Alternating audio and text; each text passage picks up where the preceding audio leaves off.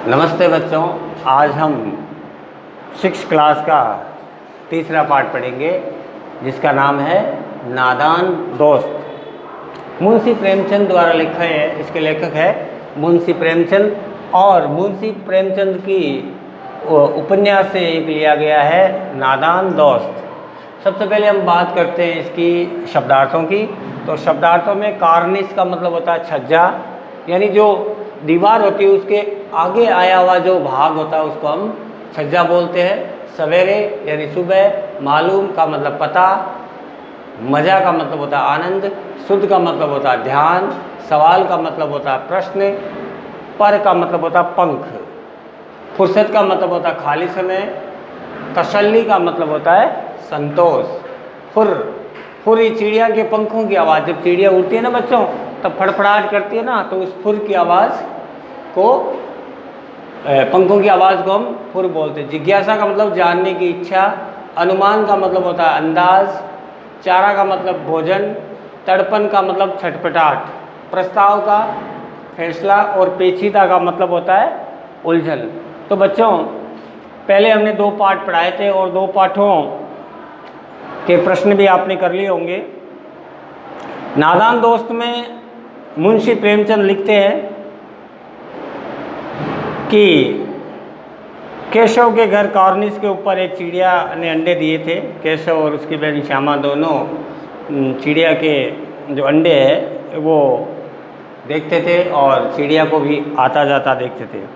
सवेरे दोनों भाई आंख मलते ही कॉर्निस के सामने पहुंच जाते जहां चिड़ा और चिड़िया दोनों बैठा करते थे। उन्होंने देखने के दोनों बच्चों को न मालूम क्या मिलता था, एक आनंद का एहसास होता था। दूध और जलेबी की भी सुध न रहती, दोनों के दिल में तरह तरह के सवाल उठते कि ये चिड़ा चिड़िया रोज़ यहाँ क्यों आते हैं। तो इसमें कथाकार मुंशी प्रेमचंद ने बाल सुलभ आकर्षण या जिज्ञासा, कई बार बच्चों हमारे मन में होता है ना कि कोई मोर आया है तो ये क्यों आया है, किस लिए आया है, शायद ये भूखा होगा, इसको भूख लगी होगी। इस प्रकार की जिज्ञासाएं हमारे बच्चों के मन में होती है। तो इनके दोनों भाई बहन यानी केशव और श्यामा, केशव भाई था और श्यामा उनकी बहन थी, दोनों घर के अंदर कार्निस पर एक जो चिड़िया के अंडे दिए थे, इसलिए वह चिड़िया वहाँ आती जाती थी। दोनों बच्चे उस चिड़िया को आते जाते देखते और बड़े ध्यान से देखते। उनके मन में ये जिज्ञासा होती कि अब चिड़िया आई है, ये भोजन लाई होगी, ये अपने अंडों को सेह रही होगी, है ना। तो जिस प्रकार पति पत्नी अपने बच्चों की परवरिश करते उसी प्रकार बच्चों पशु पक्षी भी अपने अपने बच्चों की तहे दिल से परवरिश करते हैं। दोनों सुबह उठते ही सबसे पहले आंख मलते और कार्निस के पास जाकर बैठ जाते और आती जाती चिड़ा और चिड़िया को वो देखते थे। चिड़ा चिड़िया को देख करके दोनों के मन में कई प्रकार के सवाल उठते। इस चक्कर में उन दोनों बच्चों को दूध और जलेबी का मनपसंद नाश्ता का भी ध्यान नहीं आता था। इन चिड़ियों और चिड़ा को देखने से उनको ये इतना क्या पता चलता था ये तो मालूम नहीं, लेकिन उनको अंदर ही अंदर मज़ा बहुत आता था। यानी बच्चे अपने खाने पीने को भी भूल जाते थे। अंडे कितने बड़े होंगे, किस रंग के होंगे, कितने होंगे, क्या खाते होंगे, इनमें से बच्चे किस तरह निकलेंगे, हैं बच्चों के छोटे छोटे बच्चों के पर यानी पंख निकलेंगे, घोंसला कैसा होगा, क्योंकि वो थोड़ा ऊंचा था ना। तो आते जाते चिड़ियों को देखते थे, लेकिन उनके मन में कई जिज्ञासा भरे सवाल होते थे। दोनों बच्चे आपस में सवाल जवाब करते और अपनी मन को तसल्ली देते। कई बार क्या होता है बच्चे बड़ों को पूछ नहीं पाते, उनके मन में ही जिज्ञासा है, क्योंकि हो सकता है आप किसी अलग मूड में आपके घर वाले और आप उनसे सवाल पूछो वो आपको झिड़क दे। तो बच्चे इस डर से पूछते भी नहीं थे, लेकिन वो अपने हिसाब से देखते रहते थे। केशव और श्यामा के घर में एक चिड़िया ने जो अंडे दिए थे, वो बच्चों को क्या कि उनके घोंसलों के विषय में जानकारी लेनी थी, परंतु वह कहीं भी जानकारी उन्हें नहीं मिल पा रही थी। अम्मा को घर के कामकाज में फुर्सत नहीं थी, बाबूजी को पढ़ने लिखने में व्यस्त थे। अब बच्चों की जिज्ञासा शांत करे तो कैसे करें। दोनों बच्चे आपस में सवाल जवाब करते और अपनी जिज्ञासा को शांत करने का आपस में ही सवाल, बहन अपने भाई से सवाल पूछती और भाई अपनी बहन से पूछता। इस तरह 3-4 दिन गुजर गए बच्चों। दोनों बच्चों की जिज्ञासाएं दिनों दिन बढ़ती रही। अंडों को देखने के लिए वे अधीर हो उठते। उन्होंने अपने आप में अनुमान लगाया कि अब जरूर बच्चे निकल गए होंगे। बच्चों के चारे का सवाल अब उनके सामने खड़ा हो गया था, यानी बच्चे कैसे खाना खाएंगे, खाना पानी कैसे खाएंगे। बच्चों के मन में बार बार ये सवाल उठता। चिड़िया बेचारी दाना कहाँ से लाएगी, उसको दाना मिलेगा या नहीं मिलेगा, बच्चों का पेट भरेगा या नहीं भरेगा, हैं कहीं बच्चे भूख के मारे चूं चूं तो नहीं करेंगे। तो केशव अपने को श्यामा से अधिक समझदार समझता था, क्योंकि बड़ा भाई था और बड़ा भाई हमेशा अपने आप को ज़्यादा समझदार समझता है और वो छोटे भाई को या बहन को समझाने की कोशिश करता था। तो वो अपने आप को ज़्यादा जानकार समझता था। श्यामा द्वारा चिड़िया के बच्चों के फुर उड़ जाने की बात पूछने पर बड़े गर्व से कहता इनके पंख निकलेंगे और पंख से फिर धीरे धीरे ये थोड़ी थोड़ी दूर उड़ने की कोशिश करेंगे और उसके बाद में जब इनके पंख मजबूत हो जाएंगे तो वह उड़ चलेंगे। चिड़िया द्वारा बच्चों की क्या खिलाया जाएगा, श्यामा के इस पेचीदे सवाल का उत्तर भी सुन करके, और कई बार ऐसे बच्चों में आता ना कि अगले बच्चे को निरुत्तर कर दिया जाता है। श्यामा के इस पेचीदे सवाल को केशव को जरूर निरुत्तर कर दिया, वह चकरा गया। इस प्रकार 4-5 दिन निकल गए और दिन प्रतिदिन बच्चों की अंडों को देखने की जिज्ञासा जाग उठी। वो अधीर हो गए। अनुमान था कि इतने दिन तो हो जाने के बाद में भी बच्चे अंडों से बाहर क्यों नहीं आए। केशव और श्यामा को चिड़िया के बच्चों के लिए खाने की चिंता सता रही थी। वो सोच रहे थे कि बेचारी अकेली चिड़िया अपने सारे बच्चों के लिए पर्याप्त भोजन लाएगी तो कहाँ से लाएगी, कहीं ऐसा तो नहीं कि ये गरीब बच्चे चूँ चूँ करते और मर भी जाए या भूखे मर जाए। इस मुसीबत का अंदाज़ा करके दोनों घबरा उठते थे। बच्चे थे, सिहर उठते थे और तो उनको ज़्यादा ज्ञान नहीं था। दोनों ने फैसला किया कि जो कार्निश पर थोड़ा दाना रख दिया जाए ताकि चिड़िया को ज़्यादा भागदौड़ करने की आवश्यकता नहीं पड़े। श्यामा खुश होकर के बोली तब तो चिड़िया के चारे के बारे में कहीं उड़ करके जाना ही नहीं पड़ेगा। तो केशव बोला नहीं, तब क्यों जाएगी, जब घर में ही खाना मिल जाए तो होटल जाने की ज़रूरत ही क्या। तो श्यामा ने कहा क्यों भैया, बच्चों को धूप न लगती होगी, कहीं हम छाया कर दे। केशव का ध्यान इस तकलीफ़ की ओर पहले नहीं गया था, लेकिन बहन के कहने पर वो ऐसा बोला कि ज़रूर तकलीफ़ तो हो रही होगी, बेचारी प्यास के मारे तड़प रही होगी, ऊपर छाया भी तो नहीं होगी। तो इस प्रकार बच्चे आपस में ऐसी बात कर रहे थे। तो दोनों बच्चे बड़े चाव से काम करने लगे। यानी बच्चों का काम या तो पशु पक्षियों का होता है, तो चिड़िया और चिड़े के बारे में वो सोच के परेशान थे, क्योंकि बच्चे नादान होते हैं और बच्चों के मन में पशु पक्षी के प्रति, पेड़ों के प्रति दया बहुत होती है। तो दोनों बच्चे बड़े चाव से काम करते थे। श्यामा माँ की आँख को बचा करके मटके में से एक मुट्ठी चावल लेके आ गई और केशव ने पत्थर की प्याली का एक तेल चुपके से ज़मीन पर गिरा दिया और उसे साफ करके उसमें पानी भर करके रख दिया। अब चांदनी के लिए कपड़ा कहाँ से लाए।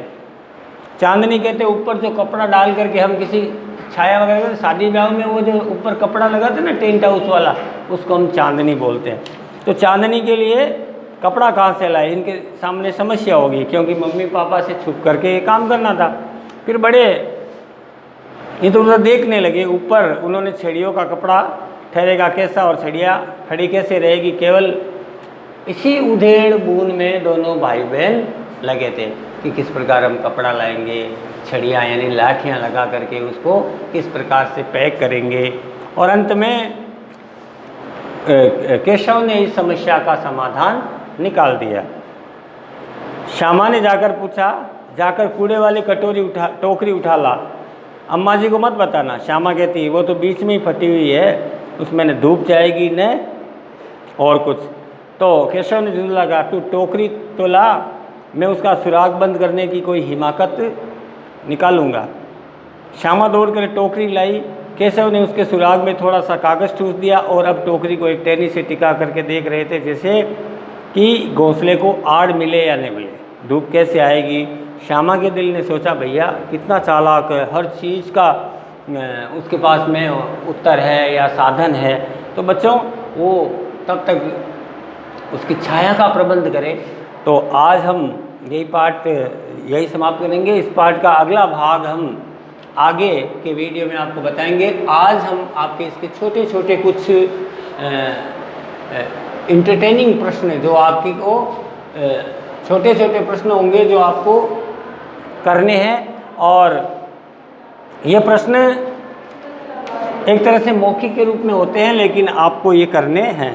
पहला प्रश्न है आज जो SW में आपको करना है वो प्रश्न देखिए। प्रश्न नंबर 1 है, चिड़िया के अंडों का आकार कौन जानता था, या कौन जानना चाहते थे। उत्तर में क्या लिखोगे बच्चों? उत्तर में लिखना है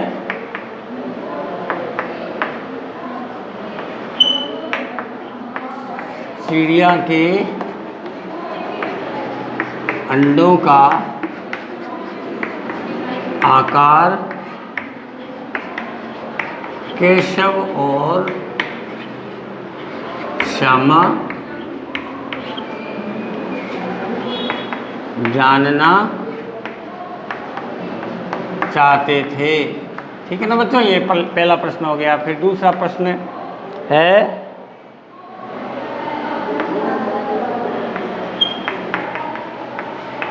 घोंसला किसका था?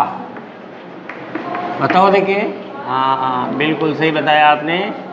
घोंसला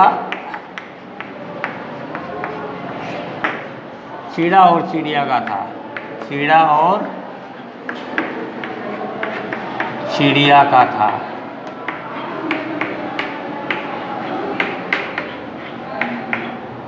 प्रश्न नंबर 3 लिखो बच्चों।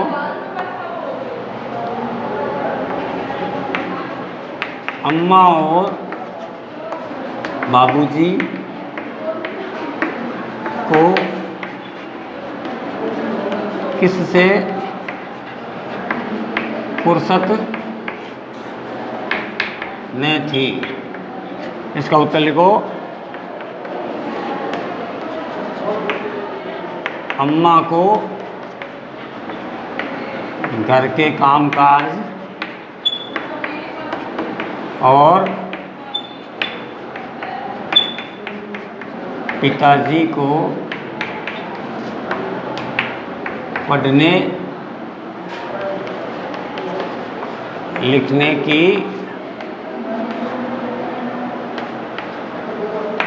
फुर्सत न थी। अगला प्रश्न नंबर 4 बच्चों लिखिए। प्रश्न नंबर 4 में है, बच्चे अपने मन को किस प्रकार समझा लेते थे?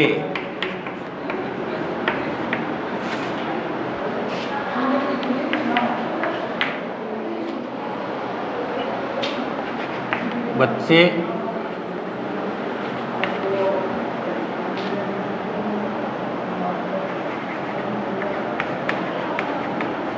आपस में सवाल जवाब